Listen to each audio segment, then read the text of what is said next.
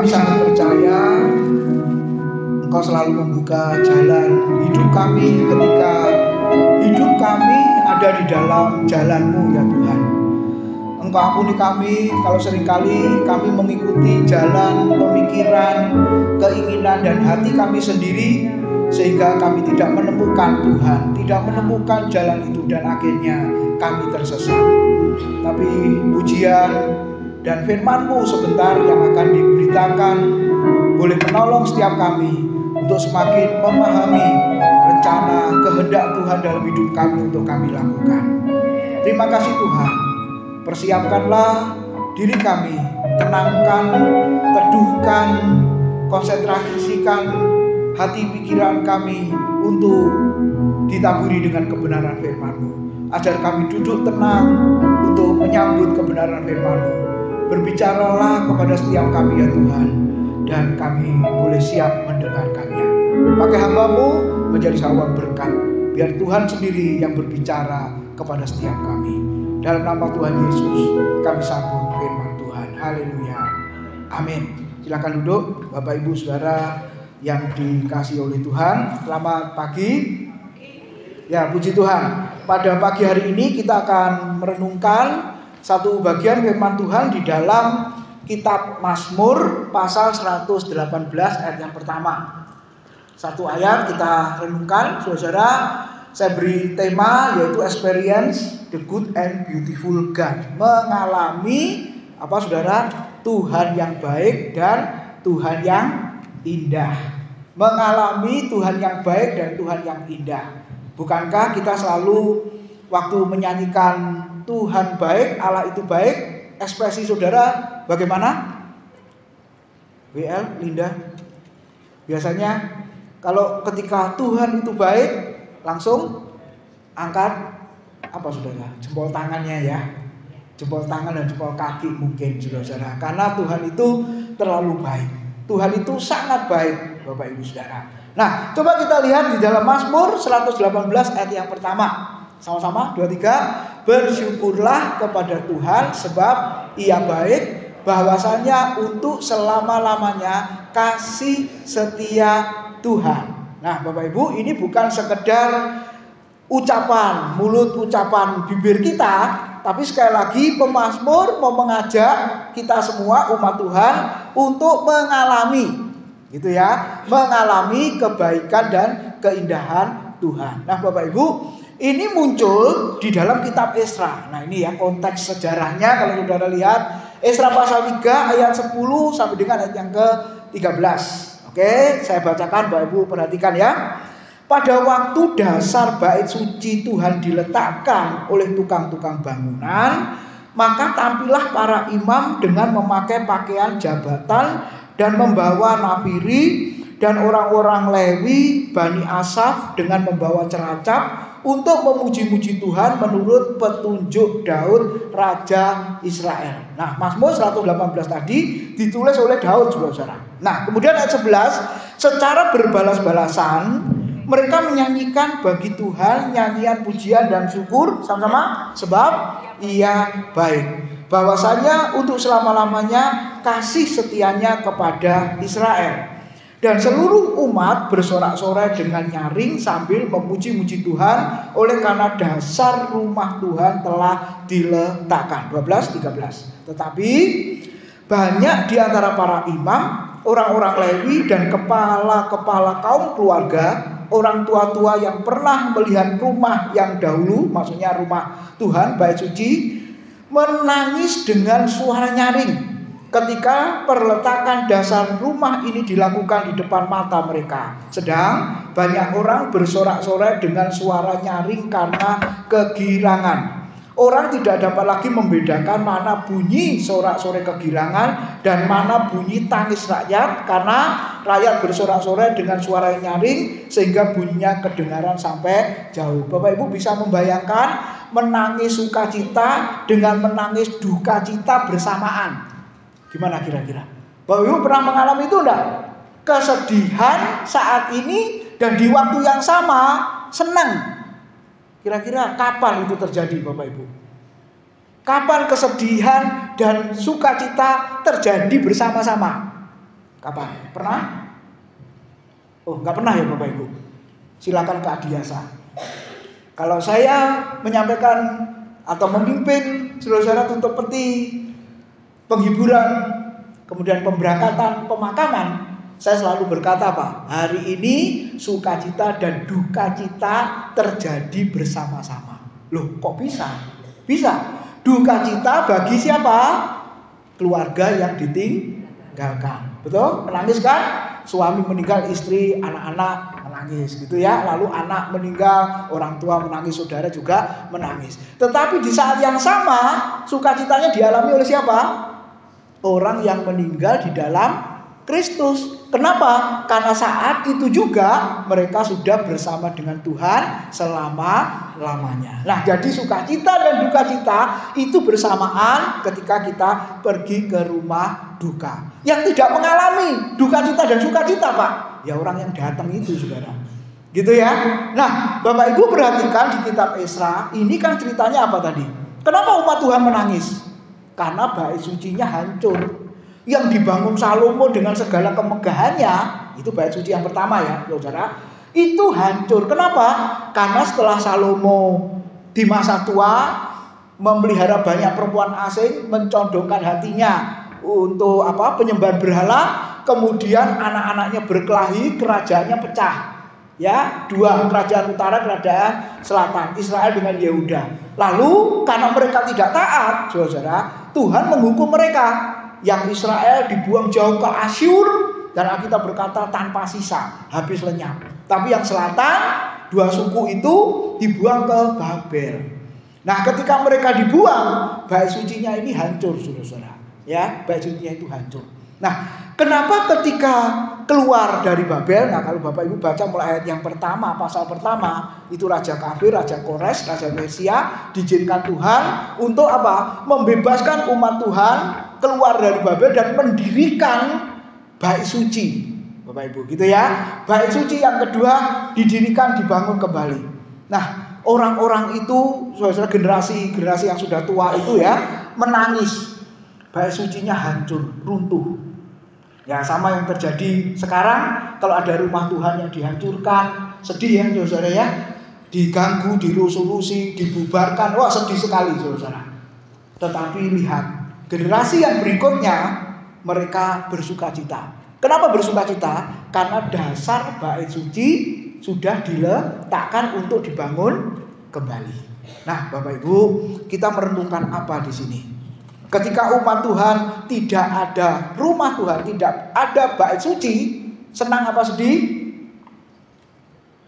Sedih ya. Tapi orang Kristen sekarang kalau nggak ada gereja sedih apa senang? Kalau nggak ke gereja sedih apa senang? Sedih. Hore, nggak ke gereja karena nggak ada rumah Tuhan, nggak ada ibadah, gitu saudara ya. Nggak boleh saudara. Harusnya juga sedih. Ada waktu beribadah kita tidak lakukan, harusnya sedih saudara. Nah, lalu ada dibangun kembali, dasar bait suci diletakkan, harusnya apa saudara? Mereka bersukacita. Makanya saudara, gereja, bangunan ya, rumah Tuhan masih banyak terbangun, ada di mana-mana. Nah, seharusnya itu membuat orang Kristen, umat Tuhan bersukacita untuk beribadah di sana.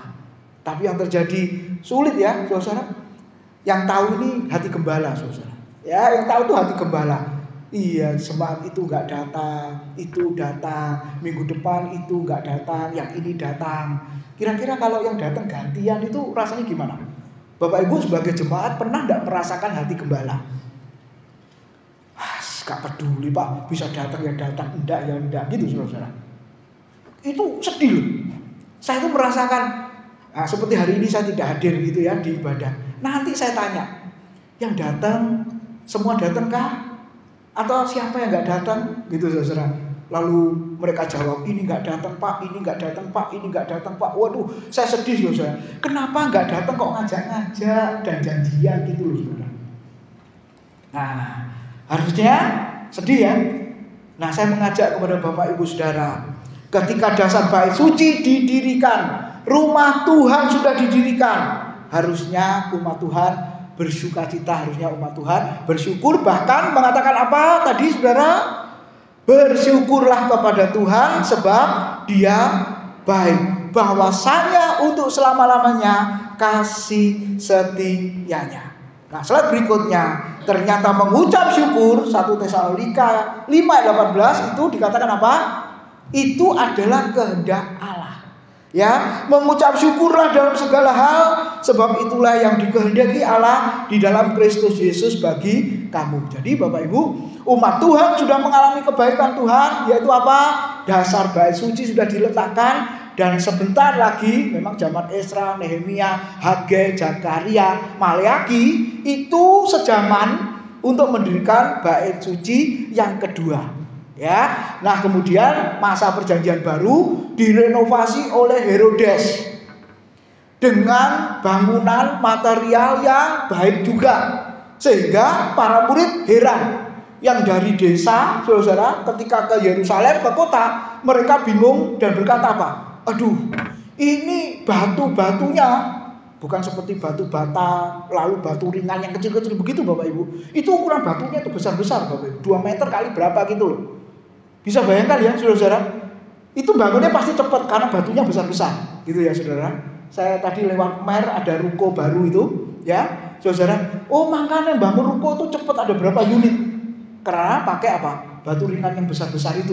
Jadi cepat ya, plok gitu saudara. Nah bait suci zaman itu batunya besar-besar Bapak Ibu, 2 meter kali 1 meter kalau nggak salah.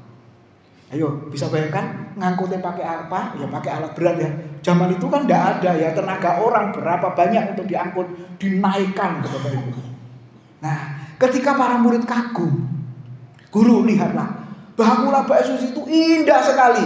Lalu Yesus berkata apa? Nanti pada saatnya tidak ada batu satu terletak di antara batu yang lain. Semuanya akan dihancurkan. Tahun 70, saudara, Jenderal Titus memimpin perang dan bait suci dihancurkan. Nah katanya sekarang ada usaha untuk membangun bait suci yang ketiga. Nah ada orang-orang yang mengatakan kalau bait suci yang ketiga dibangun, nanti Tuhan datang kembali, katanya begitu. Ya kita tunggu saja saudara. Oke, kita tidak bicara itu, tapi yang jelas ketika ada rumah Tuhan, simbol kehadiran Tuhan, umat Tuhan bersyukur, umat Tuhan menyanyikan nyanyian pujian. Tuhan itu baik, bahwa kasih setianya untuk selama-lamanya. Mengucap syukur dalam segala hal, mudah, gampang? Wah tergantung Pak. Kalau keadaan baik-baik ya mudah, gitu ya saudara. Tapi kalau keadaan yang sebaliknya, nah coba apa ujiannya? Bersyukur. Slide berikutnya. Oke, ini gambar apa? Mobil. Terus apa lagi? Loh, setelah mobil? Tangan orang. Terlanjur diklik ya saudara. Ini adalah sudah dibuka, sudah tahu jawabannya. Ini kondisi macet. Siapa yang pernah mengalami macet? Nah, apalagi di tol.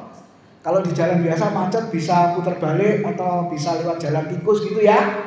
Tapi kalau di tol macet, walaupun ada putar balik bunyinya apa? Khusus petugas, ya toh saudara, dilarang putar balik kecuali petugas. Nah Bapak Ibu ketika macet, ayo ada yang berkata puji Tuhan macet, terlambat ke kantor, terlambat ke gereja. Kalau minggu gak mungkin macet ya, sepi, kecuali ada acara 17-an Agustus, seperti kemarin banyak acara. Ya, saudara. Nah, lihat ketika kondisinya macet, bersyukur atau sebaliknya menggerutu, kok macet, gitu ya. Terus bersungguh-sungguh tahu gitu berangkat kemarin, ya, atau tadi malam, gitu ya saudara ya. Nah coba lihat, jadi berkeluh kesah, menggerutu, bersungguh-sungguh atau bersyukur. Ya ini tidak peduli jemaat, hamba Tuhan pun juga mengalami ini Bapak Ibu. Bahkan nanti pulangnya mungkin ujiannya ini, gitu ya. Ketika pulang, saudara mau kemana nih? Sudah rencana mau kemana nih? Oh ke mana? Yang lagi rame umpamanya ya saudara. Loh macet, masuk sulit, mau keluar apa lagi? Nah pertanyaannya Bapak Ibu, bersyukur atau bersungguh-sungguh? Mengatakan Tuhan itu baik, bahwasanya untuk selamanya kasih setianya, atau menggerutu bersungut-sungut. Lalu yang kedua, kalau Bapak Ibu bersyukur langsung lancar, puji Tuhan, Tuhan itu baik, darah Yesus menghancurkan macet, katanya gitu saudara, sehingga jadi lancar. Atau yang kedua, saudara bersungut-sungut menggerutu, mujizat terjadi, lancar, atau tambah macet. Ada orang nggak ini pagi ini? Jadi menggerutu sama bersyukur tetap macet nggak? Bingung ya? Nggak pernah soalnya ya. Bapak Ibu Saudara, dalam kondisi seperti ini, engkau menyanyi, engkau memuji, engkau menyembah, engkau bersyukur, engkau menggerutu, engkau bersungut-sungut, di luar sana tetap macet. Bersungut-sungut dan bersyukur, keadaan di luar tetap tidak berubah. Tapi kira-kira ada yang berubah nggak? Ketika saudara bersungut-sungut dan ketika bersyukur, saudara, ada yang berubah nggak? Yang di luar, apa yang di dalam yang berubah? Yang di dalam, suasana hatimu yang berubah. Kalau saudara bersungut-sungut, hatimu sumpek kan? Tapi kalau saudara mengucap syukur, hatimu sukacita kan? Walaupun di luar macet, yang di dalam, di hatimu, engkau bersukacita kan? Nah, jadi sekarang pilih mana? Keadaan tidak enak, mengucap syukur atau bersungut-sungut? Walaupun ketika engkau bersyukur, keadaan di luar nggak berubah. Mungkin keadaan di luar tambah parah, saudara-saudara. Tapi karena perintah Tuhan tadi mengatakan, bersyukurlah dalam segala hal, karena itulah yang dikehendaki Allah dalam Kristus Yesus. Dan ketika itu kita lakukan, maka hati saya, hati saudara penuh dengan sukacita dan pantas, dan Tuhan melihatnya sesuai. Benar, hatimu bersukacita. Engkau pantas mengucapkan kalimat yang keluar dari mulutmu, bahwa Tuhan itu baik. Nah sekarang slide berikutnya.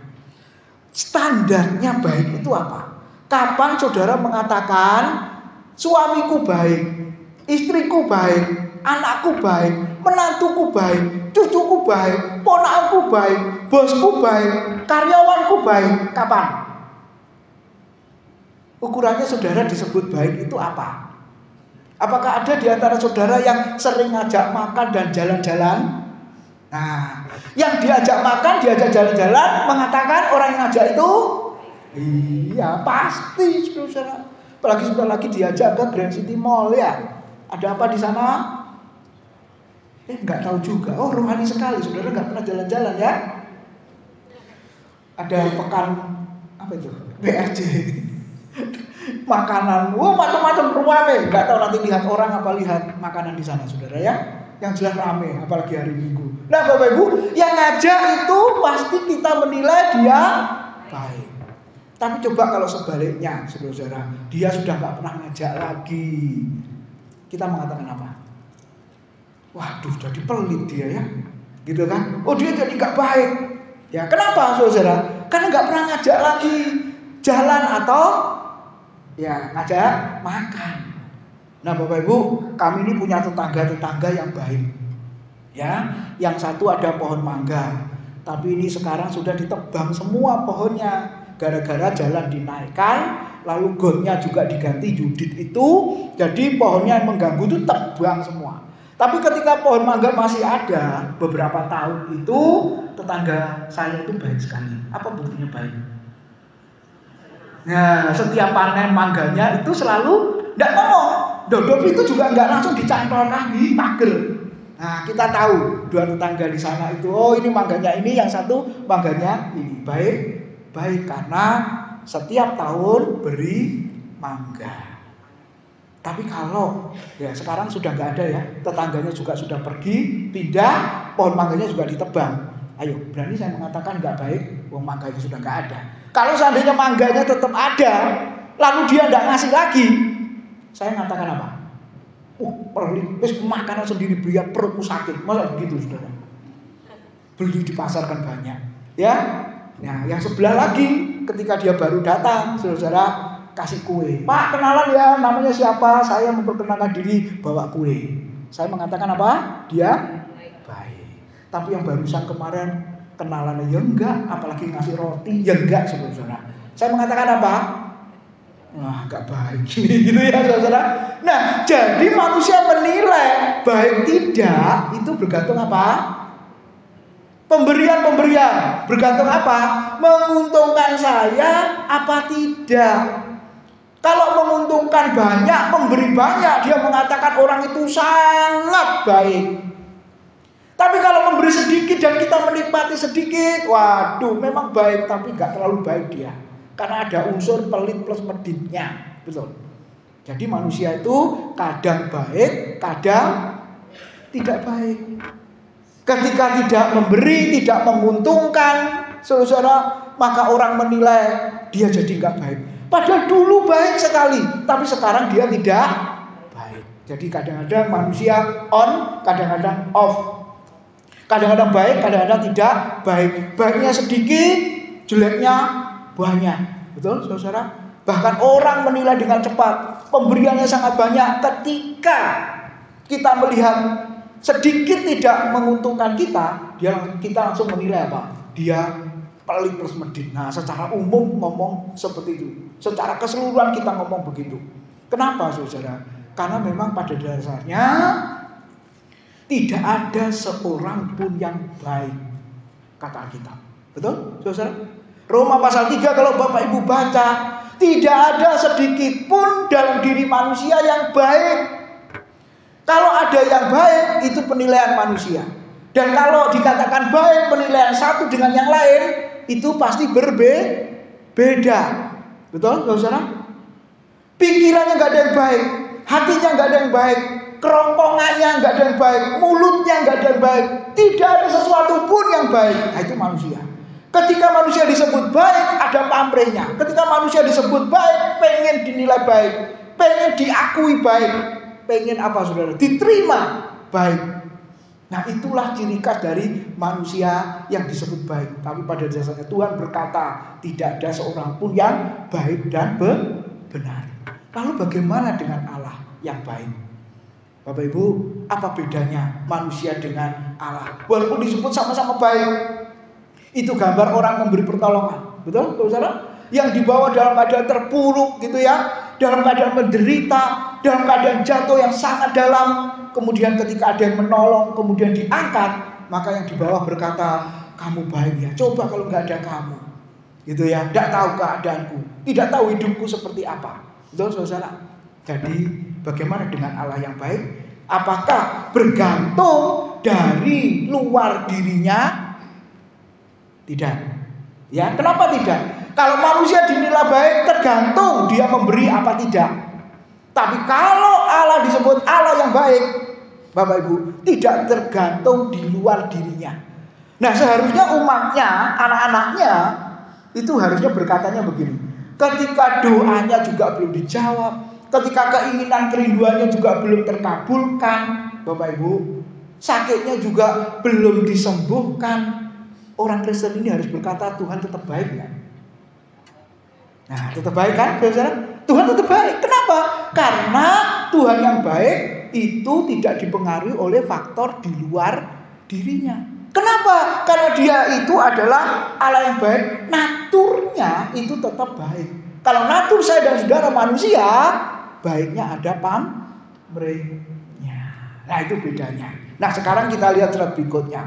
Apa kebaikannya Tuhan itu?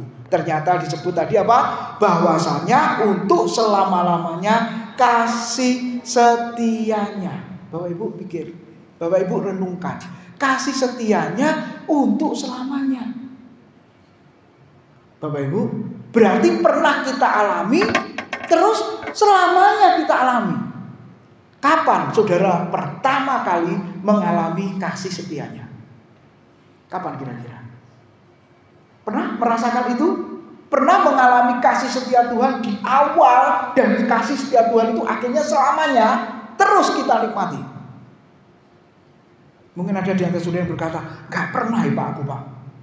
Nah, saudara-saudara, kalau nggak pernah berarti orang itu belum mengalami Tuhan yang baik dan indah. Mau beribadah saja mual sih minta ampun. Ini satu contoh ya, saudara-saudara. Ada jemaat yang berkata begini, Pak, saya kecewa sama Tuhan. Waduh, kecewa sama Tuhan. Kenapa? Waktu di konser, saudara-saudara, saya tanya, kenapa kamu sampai kecewa sama Tuhan? Istrinya juga nambahin, saudara. Iya Pak, kami suami istri kecewa sama Tuhan. Hah? Kecewa sama Tuhan? Iya. Gara-garanya? Saya tanya gitu. Iya Pak, aku tuh banyak melamar pekerjaan, tapi satu pun tidak ada yang terima saya. Saya pengen kerjaan sesuai mauku, sesuai kehendakku, sesuai keinginanku, tapi satu pun tidak ada yang terima saya. Itu akhir Agustus kemarin dia ngomong begitu, saudara. Oh, kecewa sama Tuhan ya? Iya. Lalu saya tanya sama dia, kalau kamu kecewa sama Tuhan, kamu kira-kira pernah tidak merasakan Tuhan kecewa sama kamu? Ayo, berapa banyak orang Kristen juga mikirnya gitu kan? Aku kecewa sama Tuhan ketika doaku nggak dikabul, ketika rekan pelayanan membencikan, ketika rekan seiman menyakitkan hati, ketika macam-macam banyak saudara-saudara ya. Padahal Tuhan nggak ada urusannya, tapi menyalahkan, kecewa sama Tuhan. Tapi berapa banyak yang berpikir sebaliknya, kira-kira saya ini mengecewakan hati Tuhan enggak? Ketika orang Kristen tidak berdoa, hati Tuhan kecewa enggak? Ketika orang Kristen tidak baca Alkitab, hati Tuhan kecewa enggak? Ketika orang Kristen tidak melayani Tuhan, hati Tuhan kecewa enggak? Ketika orang Kristen tidak beribadah kepada Tuhan, hati Tuhan kecewa enggak? Ketika orang Kristen hidup semenanya, sesuai kehendak hatinya, keinginannya, memuaskan hawa nafsunya, Tuhan kecewa enggak? Waduh, ternyata banyak mana hati yang dikecewakan, Tuhan apa kita? Nah, setelah saya beritahu itu, iya ya, saya aja ibadah rasa-rasa. Nah, itu Tuhan kecewa enggak? Iya Pak, Tuhan kecewa ya. Tapi Tuhan ngamuk sama kamu enggak? Marah sama kamu enggak? Enggak. Lalu kenapa kamu marah sama Tuhan? Waduh, salah, saudara. Lalu awal September dia ngomong ke saya, puji Tuhan Pak. Nah, puji Tuhan. Kenapa puji Tuhan? Tanggal 1 kemarin saya kerja. Loh, lah kalau kamu diterima kerja kok nggak ngomong? Waktu belum diterima kok ngomel-ngomel? Iya, nanti Pak Tim majeki gaji pertama dipotong. Lah, ngawur aja saudara-saudara gitu ya. Nah itulah orang Kristen Bapak Ibu. Bukan kita yang kecewa sama Tuhan, sebenarnya Tuhan yang kecewa sama kita. Berarti orang itu apa? Belum mengalami kasih setia Tuhan yang pertama kali itu loh, yang menyentuh hatinya, menyentuh hidupnya, sehingga dia berkata terima kasih Tuhan. Kalau tidak karena Tuhan, aku nggak tahu aku mau jadi apa. Aku tidak tahu mau seperti apa. Jadi kapan pertama kali kasih setia Tuhan kita alami? Ketika apa saudara? Dibuka semua saudara-saudara. Ketika Tuhan peduli kepada kita. Jadi definisinya hesed itu kata Ibrani ada 3 ya yang kita renungkan. Yang pertama, kasih setia dibangun dalam perjanjian. Allah yang menepati janji dilandasi apa? Kepedulian. Orang Israel di Mesir mereka menderita, mereka mengalami tekanan yang sangat berat sehingga teriak mereka sampai di hadirat Tuhan. Bapak Ibu lihat, coba kalau nggak peduli, kira-kira dibiarin nggak? Mungkin saudara termasuk orang yang sangat peduli, disambatin orang, Pak, gini loh Pak, aku lagi begini, saudara jatuh hati nggak? Akhirnya menolong nggak? Iya, karena peduli saudara. Kalau nggak peduli, ngomong terus, ya. Tetap tak dengarkan telinga kanan, tapi keluar telinga kanan juga. Ini orang yang tidak peduli. Tapi Allah Alkitab, Allah kita adalah Allah yang peduli.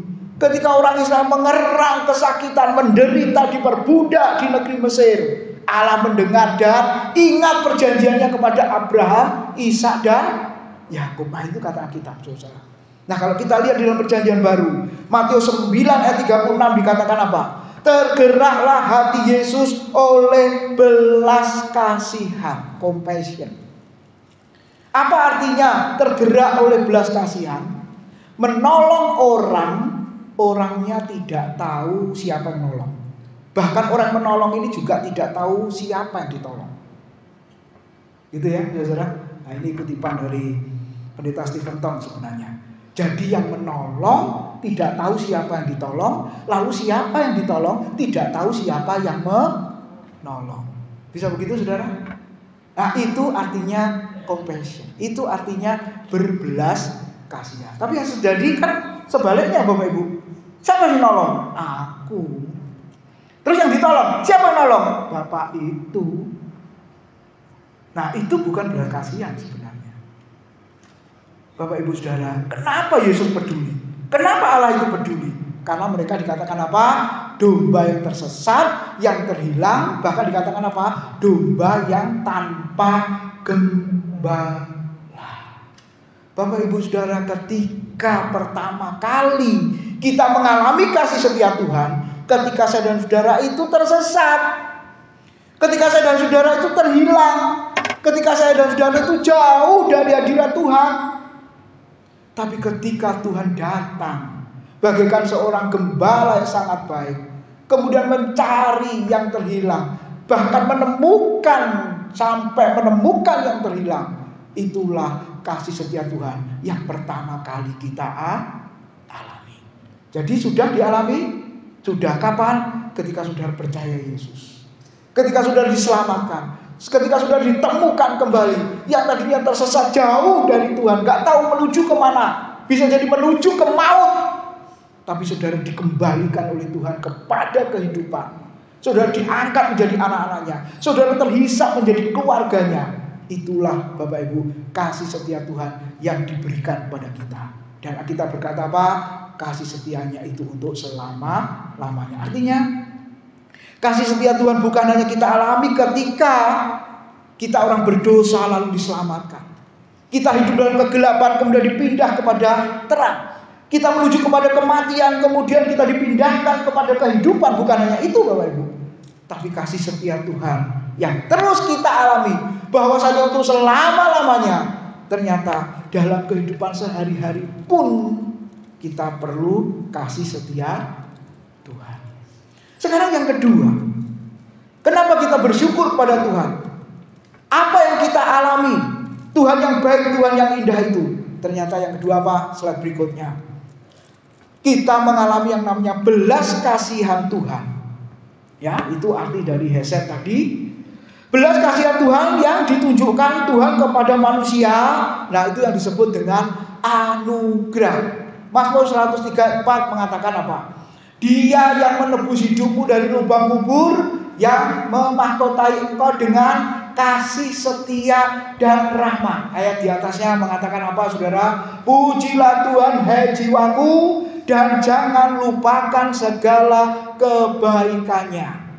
Ini tema khotbah hari ini di gereja tempat saya, Bapak Ibu.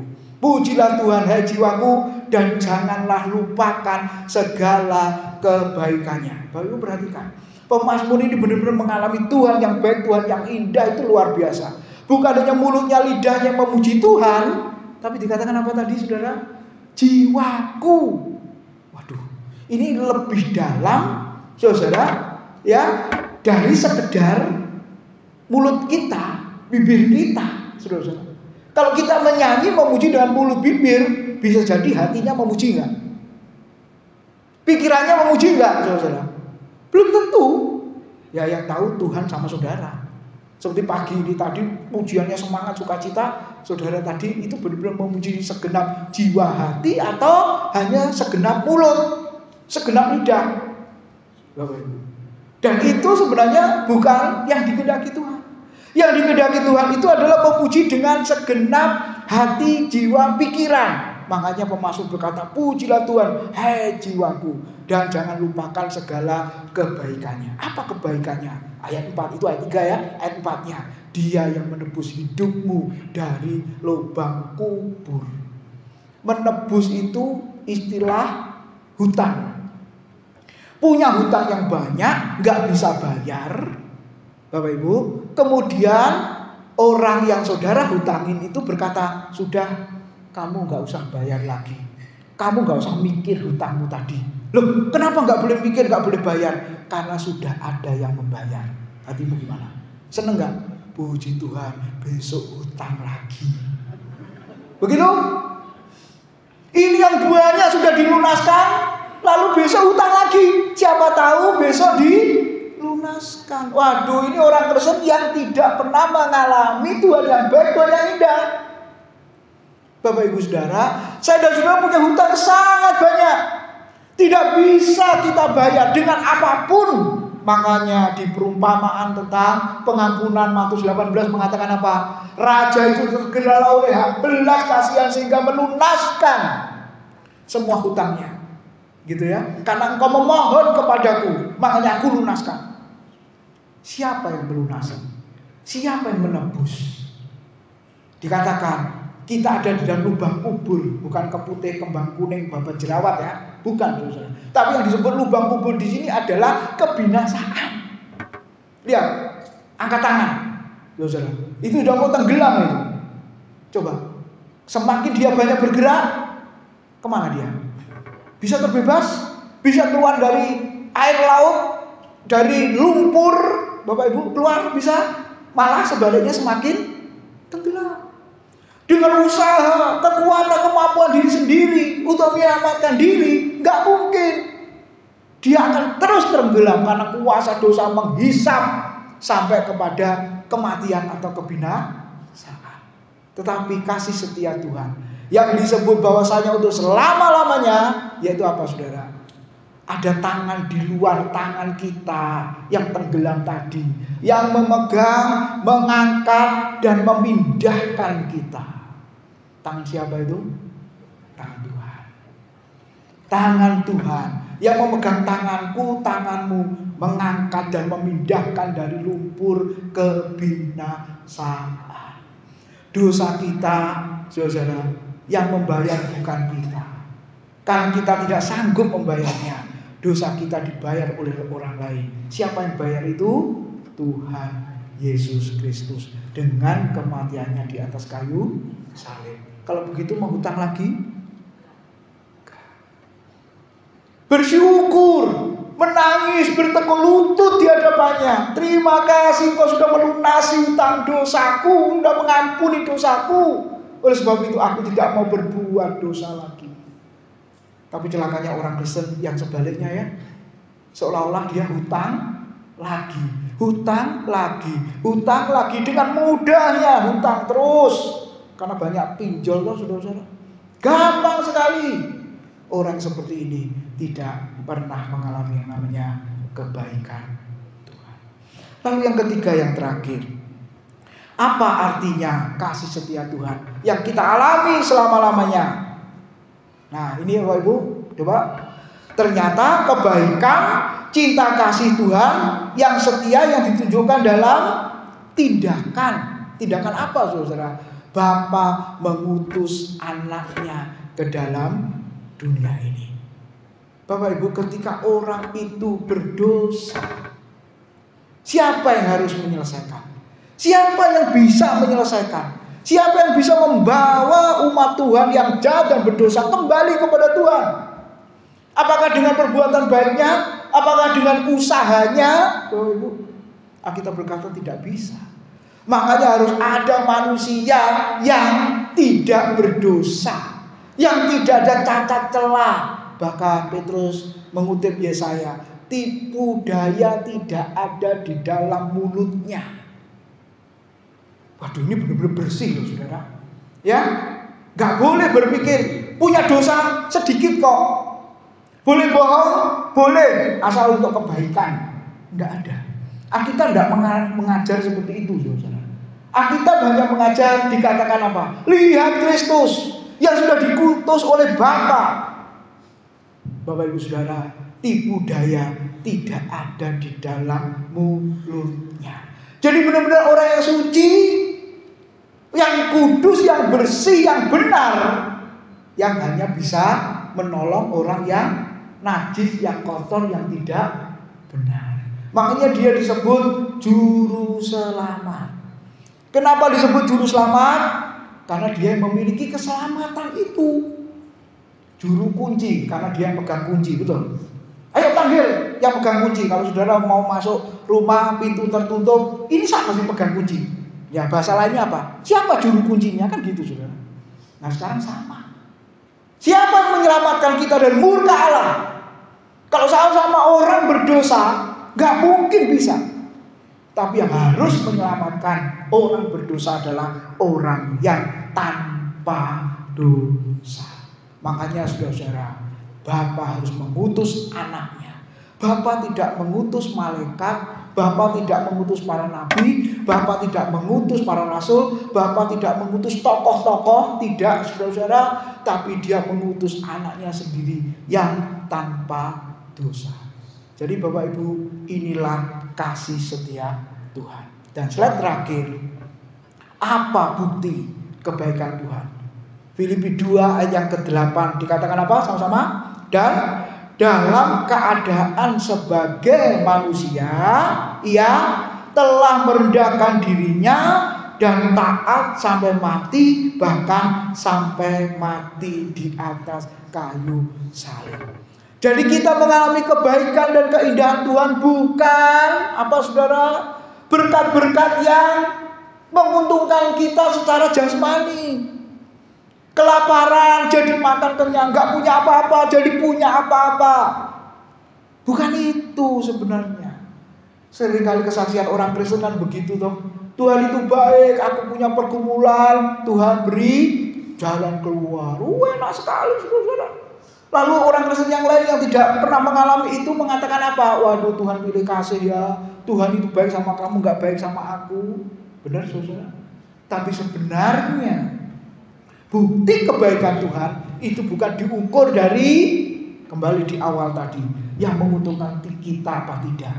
Tapi bukti kebaikan Tuhan dilihat dari apa saudara? Di mana dia telah merendahkan dirinya dan taat atau setia sampai mati. Allah yang maha kuasa menjadi seolah-olah tidak berkuasa. Buktinya apa? Bisa mati. Ya, Allah yang tidak terbatas menjadi terbatas. Allah yang kaya menjadi miskin. Supaya apa? Saudara-saudara yang miskin, orang berdosa di hadapan Tuhan itu seperti orang yang miskin, supaya kita diperkaya. Supaya apa saudara? Hidup kita diperkenan oleh Tuhan. Apalagi Allah yang kudus, rela dicobai. Coba lihat, Allah yang kekal, terbatas dengan waktu. 33,5 tahun dia mati ya. Saudara, pelayanannya singkat, pelayanannya terbatas. Dan itu dilakukan oleh Kristus. Dan yang seharinya dia hidup terus, dia bisa mati di atas kayu salib. Supaya apa saudara? Kita yang terbatas, kita yang fana, kita bisa mati, posisi itu digantikan oleh Tuhan sehingga kita bisa hidup selama-lamanya. Kita yang terhilang jauh dari Tuhan, kita sudah diketemukan kembali oleh Tuhan. Itulah kasih setia Tuhan, bahwasanya untuk selama-lamanya, dan dia itu baik. Amin. Amin. Mari kami berdiri, kita berdoa. Biarlah kita merasakan, mengalami Tuhan yang baik dan Tuhan yang indah ketika dia sudah menyelamatkan kita, memanggil kita menjadi anak-anaknya. Terima kasih buat kebenaran firman-Mu pada pagi hari ini. Engkau mengingatkan kami begitu besar kasih setia yang Tuhan sudah anugerahkan kepada kami. Ajar kami bersyukur dan ajar kami selalu melihat, mengalami Tuhan yang baik dan Tuhan yang indah dalam hidup kami. Tuhan berkati seluruh jemaat yang sudah mendengarkan firman-Mu. Roh Kudus menolong untuk mengerti dan melakukan dalam hidup mereka sehari-hari. Dalam nama Tuhan Yesus kami sudah berdoa. Amin.